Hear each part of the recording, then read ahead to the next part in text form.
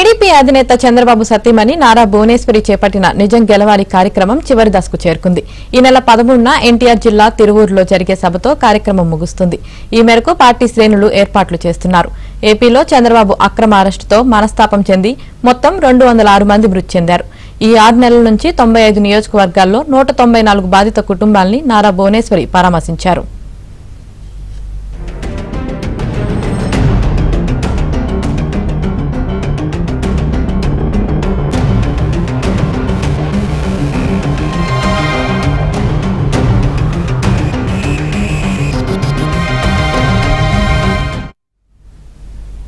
TDP అధినేత చంద్రబాబు సతీమణి నారా భువనేశ్వరి చేపట్టిన నిజం గెలవాలి కార్యక్రమం చివరి దశకు చేరుకుంది. ఈ నెల 13న ఎన్టీఆర్ జిల్లా తిరువూరులో జరిగే సభతో కార్యక్రమం ముగుస్తుంది. ఈ మేరకు పార్టీ శ్రేణులు ఏర్పాట్లు చేస్తున్నారు. ఏపీలో చంద్రబాబు అక్రమ అరెస్టుతో మనస్తాపం చెంది మొత్తం 206 మంది మృతి చెందారు. ఈ 6 నెలల నుంచి 95 నియోజకవర్గాల్లో 194 బాధిత కుటుంబాలని నారా భువనేశ్వరి పరామర్శించారు.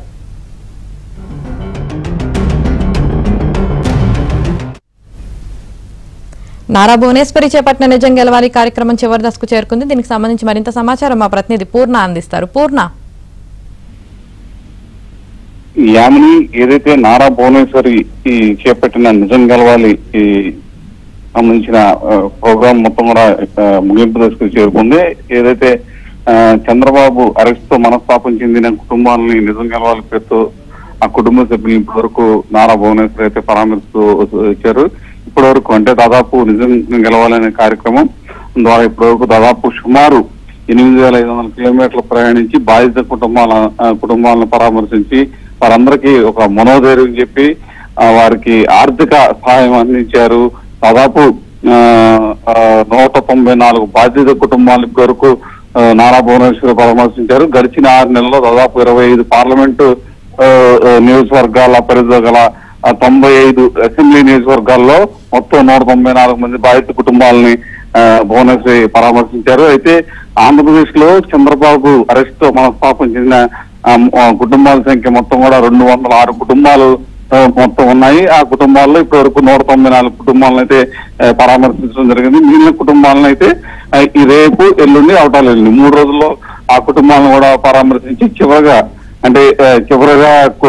తిరువూరులో చివరి కుటుంబాన్ని అక్కడ పరామర్శించి అక్కడ బాధిత కుటుంబాలకు ఎవరైతే ఉన్నారో వాళ్ళందరికీ కూడా ఒక మనోధైర్యం తెలపడంతో పాటు వారికి కొంత ఆర్థిక సహాయాన్ని కూడా అందించారు. ఇప్పటికే ఆ కుటుంబాలందరినీ కూడా పరామర్శిస్తారు. ఆ రోజు అక్కడే ముగింపు సభ ఒకటి ఏర్పాటు చేయబోతున్నారు. అక్కడికి టీడీపీ చెందిన సీనియర్ నేతలు కూడా ఆ కార్యక్రమానికి హాజరవుతారు. ఎన్నింటిని కూడా దగ్గరుండి ఏర్పాట్లని కూడా విజయవాడ పార్లమెంట్ అభ్యర్థి కేసీని శివనాథ్ ఆధ్వర్యంలో మొత్తం కూడా ఈ ఏర్పాట్లు అయితే పర్యవేక్షణ చేస్తున్నారు.